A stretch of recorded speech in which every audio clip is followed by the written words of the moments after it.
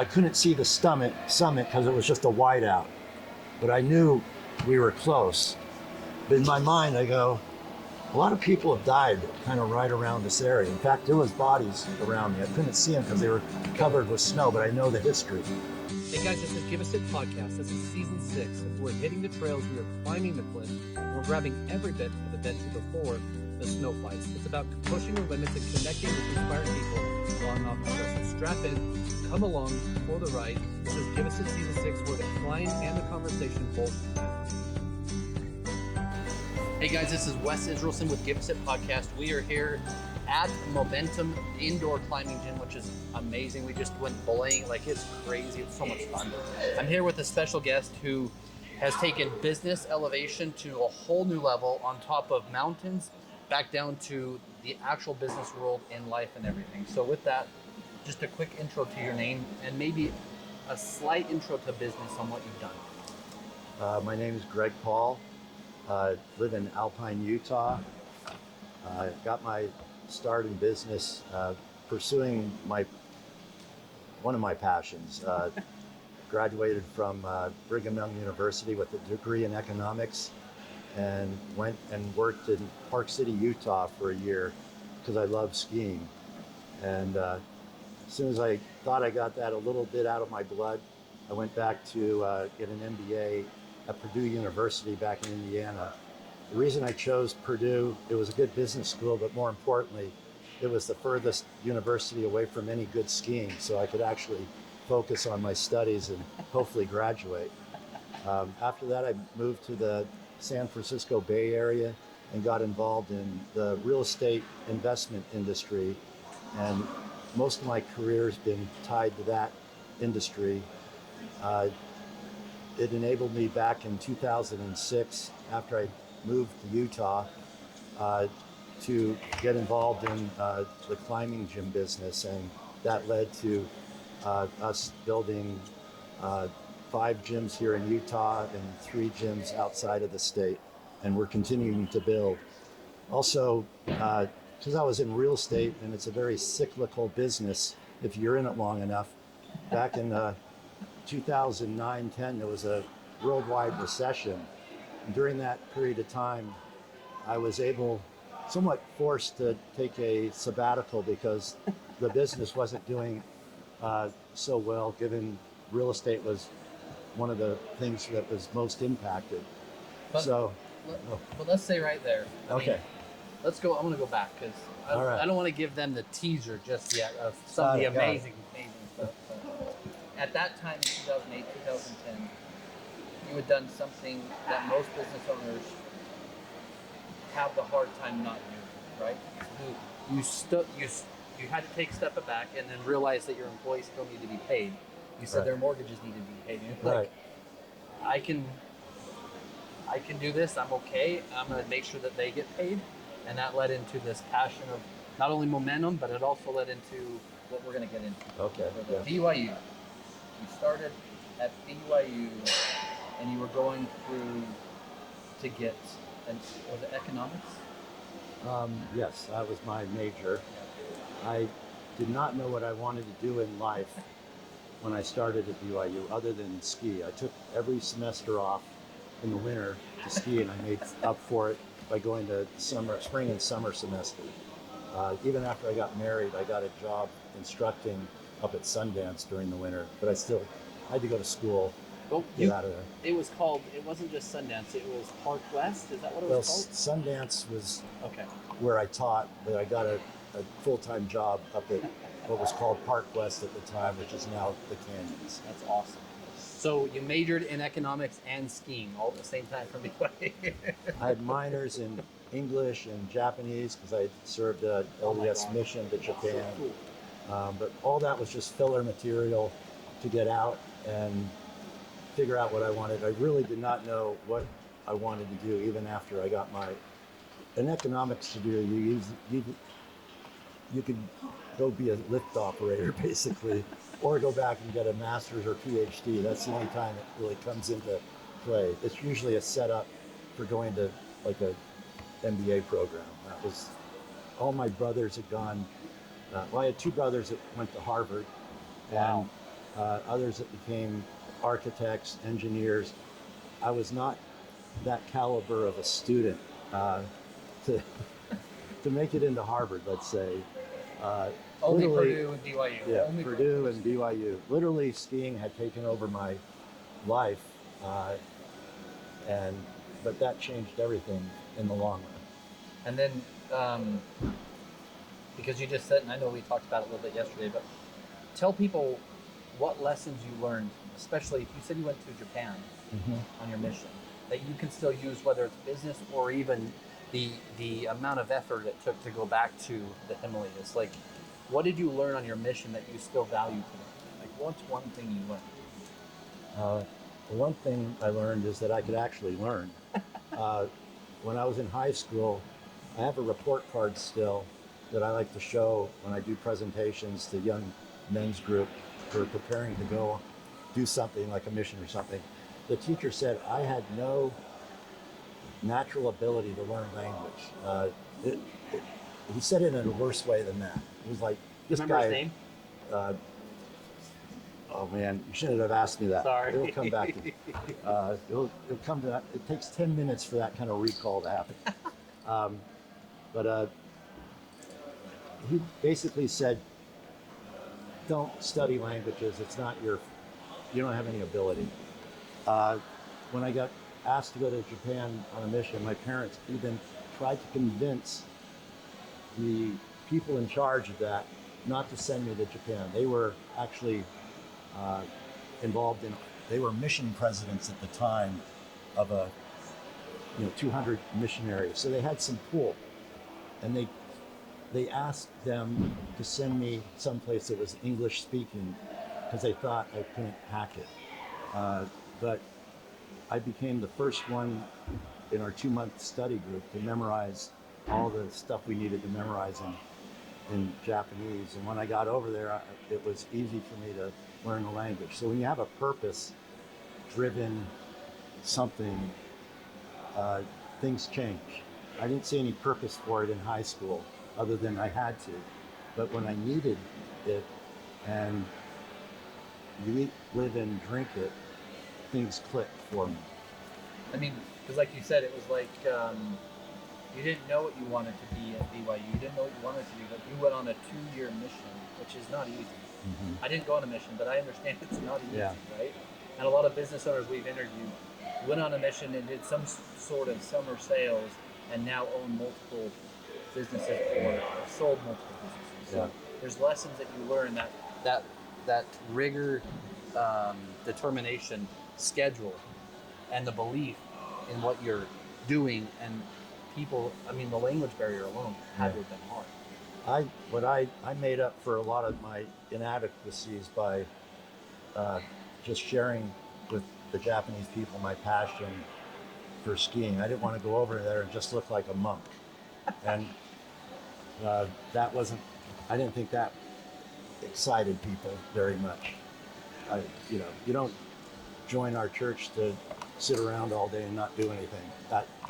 I was into having fun, and I wanted to show people, life with or without religion can be fun, and it could still be fun with religion. So I was into sharing what my passions were with them and kind of being more authentic instead of just blabbing out, doctrine or whatever. And I think that was being yourself and connecting with people and liking people genuinely, whether they're interested in you or not. I think that's the one key in being successful. I agree with that. And that's also why, luckily, because of you, we're here at this gym where we all got to go climb, we all got to go belay, and now people are just claiming to climb. And I mean, I know your deep passion. I climbed, I've never climbed before, and I got up to a certain part, and he like monkeyed right past me. But like one hand, it's his birthday today, and man, that's crazy. Just, hey, thank you for being who you are. Thank you for coming. Well, and with business, the 1031 business, the real estate side, and the business side of that, like someone starting a business today, what would you tell them? Make sure you like what you're going to do, not just pursue it because, oh, that's going to make me a lot of money. I know kids that go into summer sales, for example. You mentioned that because they're going to make a lot of money during the 60 summer. grand in 4 months. Right. I went into summer sales when I came home from my mission selling these flues for chimneys that would automatically stop and save energy. And I lasted 2 days. I go, this is not my thing. I'm not going to be good at this. In fact, my first job out of MBA school was with a major company in San Francisco. I thought my job was going to be in marketing. And what I found out after a few months was it was really sales. And that, I just wasn't, I had to be super passionate and really believe and understand something in order to sell it. I could sell people on skiing and climbing and all that kind of stuff because they could see how excited I got when I talked about it. But I couldn't fake being excited about something. And the business I was in, although it was interested and it paid well, I wasn't excited enough compared to the other salesmen in the company. My boss recognized that, luckily, early on, and fired me. Well, let's talk about that, because your boss not only recognized it, right? They saw that it wasn't something you were passionate about, you could do. They took you to a great, nice lunch restaurant, and what happened? It was the same day I signed a mortgage and bought my first home. And I thought I was going to get, I didn't think I was bad at what I was doing, but he recognized I wasn't that good at it. And that's a good thing as a boss, to be able to set someone straight. Yeah. That you're doing them a favor. It's like almost like being with kind and nice, right? Yeah. Nice is letting it happen. Yeah. Being kind is doing the thing that, hey, I love you, it's a great job, but we're gonna let you go Yeah. today, right? So yeah, he What took me to a else nice happened? restaurant. Yeah. I thought I was going to get like a promotion or something. Instead, he laid me off, or actually fired me.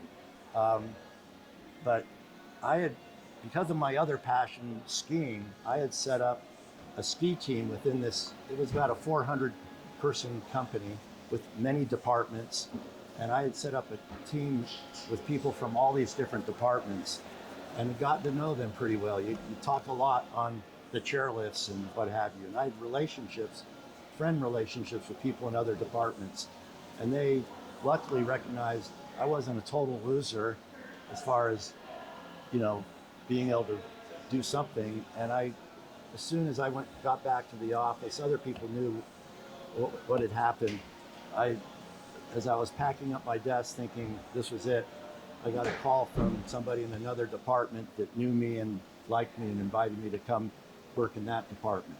That department was equivalent to like being in the mailroom of any business. It was a lowly, not very, I was in this, marketing in this company was a high profile, job that people sought after. So I went from the high profile, credit card, take people out to lunch, blah, blah, blah, to basically a very service, not a high profile position. But that job ended up being the key to my successful entrepreneur career afterwards, because I got to know our clients, and I got to learn customer service, how to talk with people who had problems with what we had sold them. I had to fix those problems or explain it, hold their hand, and that gave me an opportunity to develop a skill that I didn't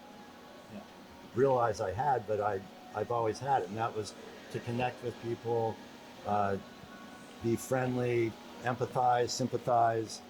And my next business after that played on those skills, and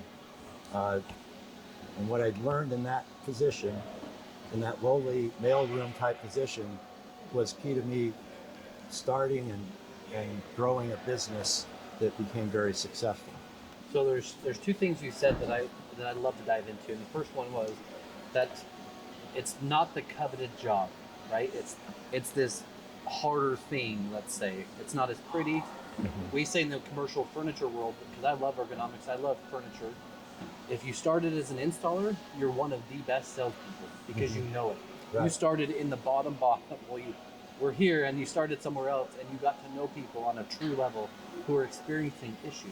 Right. Like the worst things that could happen probably happened, Yeah. and you had to sort them out, talk them through it, and then get them to realize it's okay, right? Yep. So you also said that you had just purchased a home and just laid off. Yep. Someone watching today that is starting a business, just bought a home, and cash is done. What do you tell them?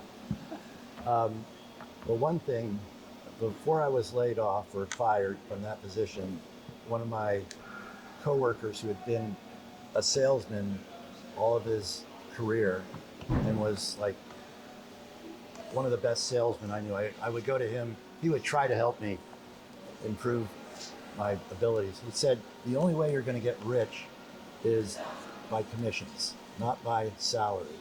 And I heard that, and it didn't stick with me till I got fired. And then kind of later on, I joined a company after I left the company where I had the mailroom job.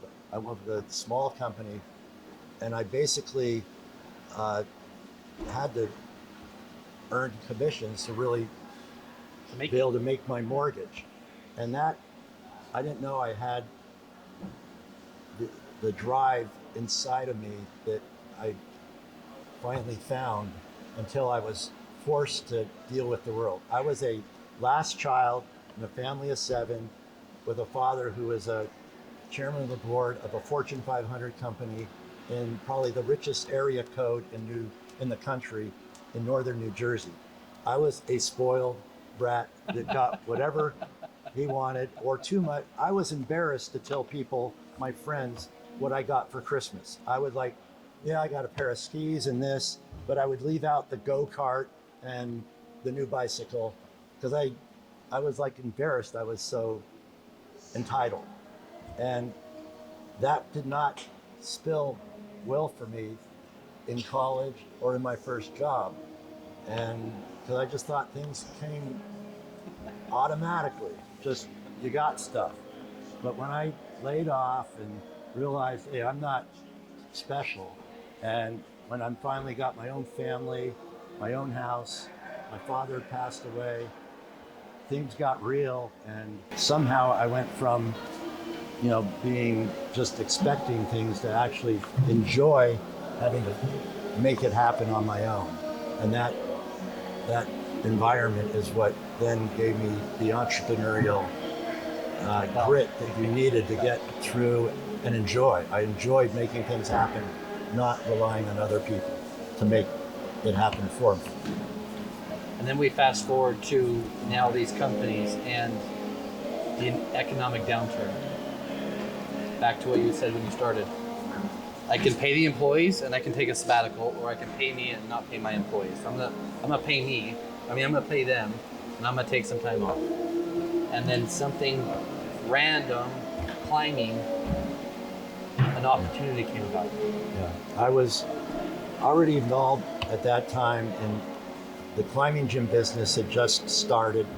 That was kind of a touchy time. We had just opened our first gym, and then the downturn hit. We were wondering how we were going to get, people to afford to climb and all that. We found that climbing, compared to other outdoor pursuits like skiing, is relatively cheap. So we actually survived that downturn because climbers have to climb, and it's more affordable than, say, skiing. We made it through that, but my other company was hit hard. The company that really paid my salary and profits and all that got hit hard. It was hard at first because we hired a lot of people that were friends, and we should have been laying people off earlier for the good of the company and employees in general, but we waited too long because we had friends. That's a hard thing to do, and one thing I learned from that is sometimes it's better not to hire family and friends in certain industries because you want to be able to make rational decisions, not affected by relationships.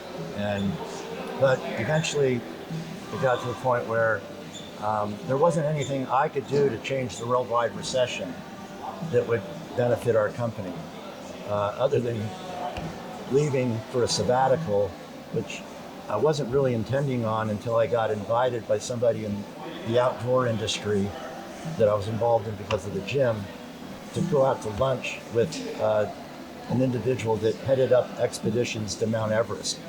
And I went out to lunch just to exchange some business advice to this person because he was looking at selling or bringing in a partner for the first time.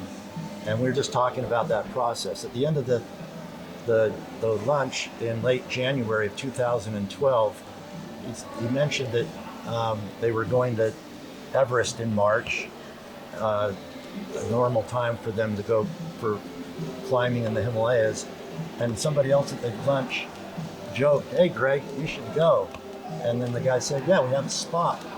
And I'm like, "Yeah, we just right." had this random spot to go climb Mount Everest. They had a spot. And I didn't even respond. I just kind of laughed and yeah. But I went home and I mentioned it to my wife and she goes, "Oh, yeah, right. No way." And then we were on a drive down to St. George, which is a 4-hour drive. And for some reason I brought it up again. Again, it wasn't that serious of a consideration. This is about 2 weeks later. And then she came right out and said, "Well, you're not getting any younger." And I go, "What's your wife's name, by the way?" "Billy." "Billy?" "Yeah." So Billy said, "You're not getting any younger." And I goes, "Does that mean you let me go?" And she goes, "Yeah, but I want to go." And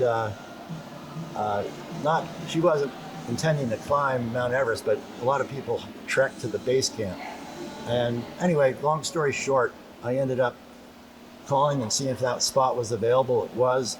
I signed up for the expedition with about a month and a half to train and get all the gear. And it usually takes 2 years to go through that whole process of training and climbing and getting in shape. I was pretty active, outdoorsy type, so people thought I was at least in shape for it. But there's a lot more that goes into it that I didn't realize until getting over there. And I would say, in hindsight, fortunately, our team got turned around about 2/3 up the mountain. It's a 2.5 month process, and about 2 months into that process, our expedition leader decided the mountain was too dangerous. It was too many avalanches, too many things that his intuition told him it wasn't the right time for us to climb. And he turned us around. It was the first expedition in the history of Everest to actually stop climbing and turn around and go home, which after spending $90,000 and you don't get a refund, it's kind of discouraging. I came home on May 22nd, and the day I got home, the news reported that 11 people had died on Mount Everest due to a traffic jam, due to bad weather, and everybody having to try to get up during a 2-day time frame because that was the only weather window that looked available. So everybody rushed to get up the mountain, and they got stuck way up in what's called the death zone, where you can only survive for a certain number of hours. And because they were stuck up there in a traffic jam, people ran out of oxygen, they got cold. Anyway, we looked back at the time and said, we're fortunate we didn't make it or stay. Could have been caught in that traffic jam. Plus, I learned a lot during that climb. What I learned is I had a lot more to learn before going back. And then I had an opportunity to go back. As your guide, guiding people up that mountain, and each of them, I'm assuming, paid $90,000.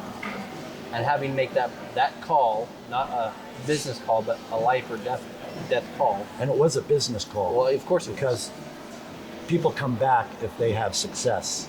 That's the key. You want to build it. The expedition guide wants to say, we get 100% of our climbers to the top. And it was a lot of talk in the outdoor industry and Outside Magazine and other big magazines about Russell Bryce, our expedition leader, losing his macho or whatever you call it, and that would affect his business. So it That's wasn't mojo. If he loses, mojo. I mean, if he loses it, right? I mean, but at the same time, that's almost like a business today. Sometimes, like you said earlier, if we would have just laid off people sooner, the business would have been okay in a different way. It would have survived. Yeah. And not just his business, is it a Sherpa? Not a Sherpa. What is it? He's the expedition leader. There's Sherpas that work for him. So the expedition leader has to make the call on a life or death, but also for business in general, because it's his job to make sure you guys are safe. And what's interesting, that was 2012. The reason he pulled us off the mountain was there this office building size chunk of ice overhanging what's called the Khumbu Ice Fall. This is the very first place you have to walk through, the most dangerous mile on Earth. This chunk of ice was overhanging and it was cracking, and he could see it through his binoculars. He said, that's gonna fall, that could fall on us. And he pointed that out to everybody, and people were still, nah, we'll go up. And it didn't fall that year. In fact, it didn't fall the next year. But in 2014, when I was over there again, it fell.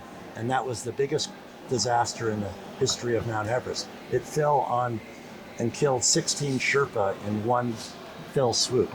So that in 2014, all the press, all the outside magazines said Russell Bryce has, the the foresight or the vision that To be able to people should to be able to call something or visibly, intuitively inside have, whether it's God or something, a universe, right? It's just his expertise and his time on there, and he was vindicated, and his business actually improved at that point, because he was, he's the guy that knows what's going on. You want to be with him. He's never lost anybody. And for that reason, my wife allowed me to go back. In fact, 3 times to Everest, 7 times back to the Himalayas, and climb with Russell and do other mountains. And finally in 2016, I went back, and because of all the disasters that had happened from 2012 up to 2015, in 2015 there was an earthquake and another avalanche that killed a lot of people at Everest Base Camp. There was very few people willing to go climb Mount Everest. So the crowds were minimal, and I was able to summit, be the first person to summit in 3 years, first commercial customer to summit in 3 years, and the first person with 2 artificial knees to get to the top of Mount Everest. So, and you've probably done this hundreds of times, but what was it like? I mean, tell me what it's like getting to the top of Everest after 3 or 4 years, X amount of dollars, but it's not even all of that. All the prep work you've done for 2 months or longer, because it's a 2.5 month stint, right? Yeah. The flight, the travel, just to get to base. Like, there's so many things that go into that. What was that feeling even? German climbing companion at the time. He was an airline pilot, and his English was very good, but he would sometimes make up words that weren't, but they were English words. And I remember getting back to Camp 2 after summiting, and he described his summit. It was a super moment for him, a super moment, which I wouldn't normally use that word. It's not a word, but that was how he put it together in his second language of English, a super moment for him. I remember about 20 minutes before getting to the summit, getting above the Hillary Step, which is the last and probably most technical section of the climb. We were in the middle of a storm, which, had we known that storm was going to hit us, we would never have left the high camp, but it hit us halfway up. And I had the 3rd time's the charm, 3 strikes you're out, from my wife in my head. Billy saying that. Billy, that's in my mind. And I was determined to get through this storm. And I was well prepared for storms because I'd skied all my life in storms. So it wasn't bothering me. Most of the people that were climbing that day actually turned around, or were turned around by their expedition leader and went back down, or they would just stop and not know what to do, which when you stop, you start dying on Everest. You start getting cold because your blood doesn't circulate. My Sherpa, the Sherpa that I climbed with, had climbed with me for the last 4 years, knew my capabilities, what I could do and not do. We had bonded over 4 years, which was so good that I didn't make it up in 2012, because I would not have met this incredible individual or gotten to know all the people that I did. But he knew the pace to set for me. He knew that we could get through this storm. Right above the Everest, I couldn't see the summit because it was just a whiteout, but I knew we were close. But in my mind, I go, a lot of people have died kind of right around this area. In fact, there was bodies around me. I couldn't see them because they were covered with snow, but I know the history. And I'm going, this is really surreal. I could die, and it's a storm, and that's when people die, but I'm alive and I feel good. In fact, I felt more energy. That is the point where you feel usually just zapped of energy because you're so high up. I never felt so good in my life at that point. And we're just walking very slowly. It's like 1 step, 3 breaths, 1 step, 3 breaths. And then the rope ended. The day before, the Sherpas put a rope up that guides you up there, but they didn't have enough rope, so it stopped, and we still had about another 500 feet to go before the summit. And in my mind, I go, that's not good, because it just drops off 10,000 feet to the Nepal on one side and 11,000 feet to Tibet on the other side, and you're, fall that way, I'll live longer. But you're going along, no rope. I can't imagine what that's like. And in a snowstorm and windy. And he goes, the summit. And I looked up, and all I could see was a little 3 inches of a metal bar sticking out of the snow. Normally there's a bunch of prayer flags and paraphernalia, but it snowed the night before. It was all covered up. And we just walked up to that, and very last 3 feet, I wanted my Sherpa to be the first to go, because he'd been with me for 4 years, and it was because of him, not because of me, that we made it to the top. And that was such a special moment for me to,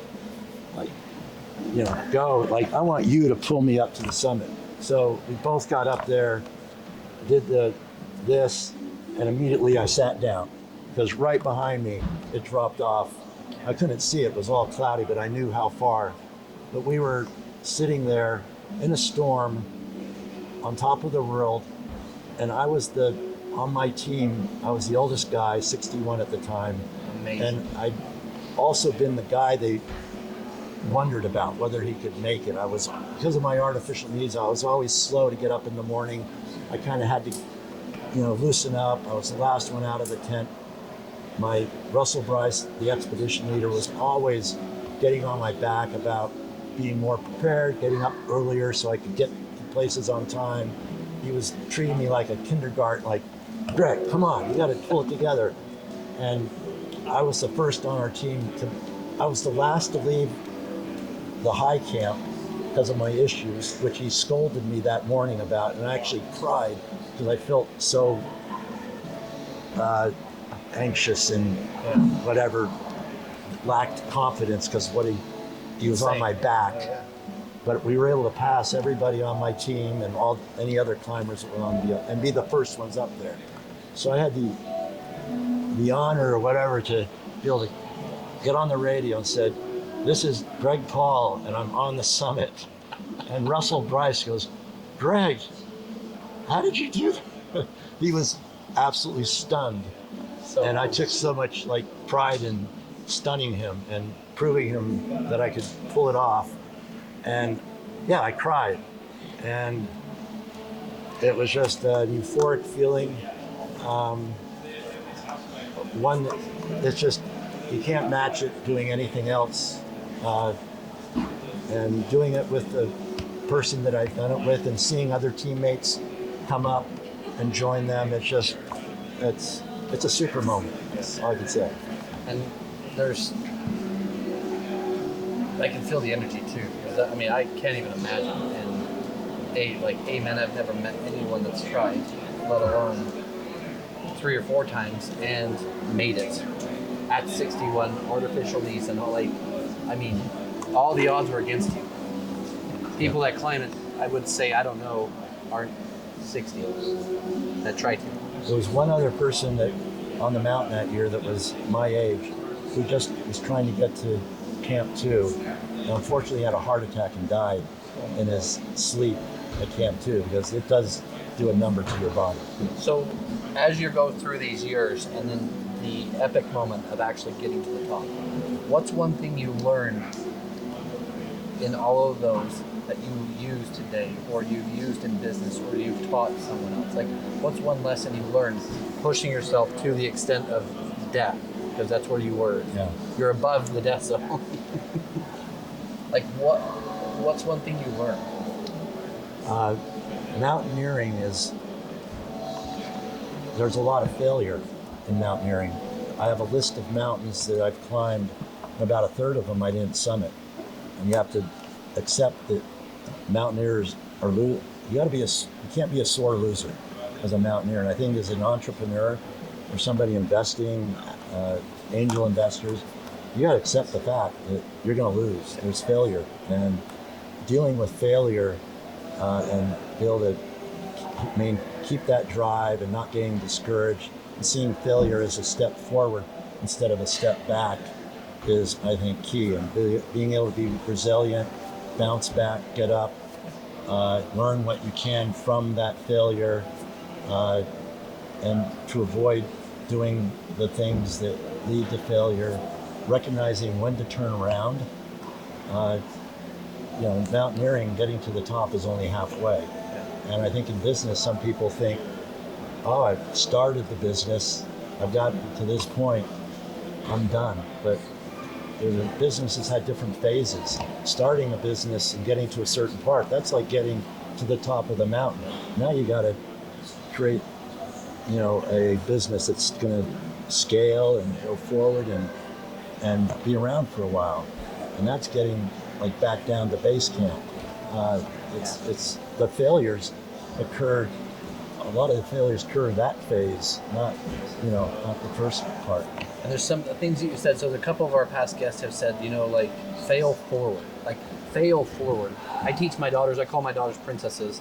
They're 9 and 6, but we don't fail. We win or we learn. Mm-hmm. Like, we learn. You learn from it. You don't need to call it failure. And if it is a failure, great. But business does fail. Business is hard. Yeah. I can't imagine going through a death situation on a mountain where you get there and you're like, I've made it, but then you still have to get out of the death situation and all the way back down. I mean, it's like you said, you build a business today. Mm-hmm. You build this monster. You have to feed it. You have to come back down off that mountain. There's no help up there. Right. I mean, you said you were going up and there's bodies. No one's going to get them. They don't get them off the mountain. Yeah. Maybe at a lower point in right? But, I mean, I just can't imagine. And momentum today. Like, we had a conversation, one of the only people that have ever, not interrogated, but interviewed me to be on our podcast. I want to say thank you. Like, this means a lot to you. I know this gym means a lot to you. I know climbing, I know educating the next generation down and helping them. Mm-hmm. Not even just people, but the youth in general, through the church or whatever aspect. Mm-hmm. I just want to say thank you. Like, seriously, thank you. Like, it's inspiring. We'll get you and your family and everybody in. Bring them here. And if you could tell anyone watching today why momentum is here, like the foundational aspects that you want to do, you bring children, you bring people through, you teach them. Like, guys, we just showed up here to do this interview, to be here today, and he had a staff member come in and help teach us all how to climb. And then he taught us how to monkey climb, like crazy cool climb. But tell people what kind of experience they'll come to when they come to Monkey. I'm one of 3 founders, and we all pursued this because we pursued our passion.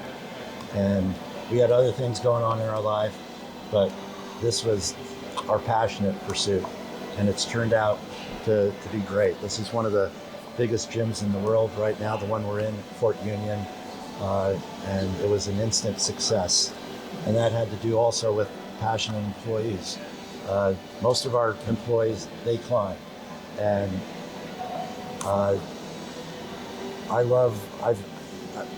climbing is getting ready for Everest is a very selfish pursuit, and mountain climbing in general is selfish, but I've gotten to the point where I want to make it an experience for others, not just myself, because the joy I get now out of this business and climbing is seeing smiles on the faces of people that get to the top of a climb or to the top of the mountain and feel that joy of achievement. And so that's kind of what drives me now, is to get not me up to the top, but to bring the others with me.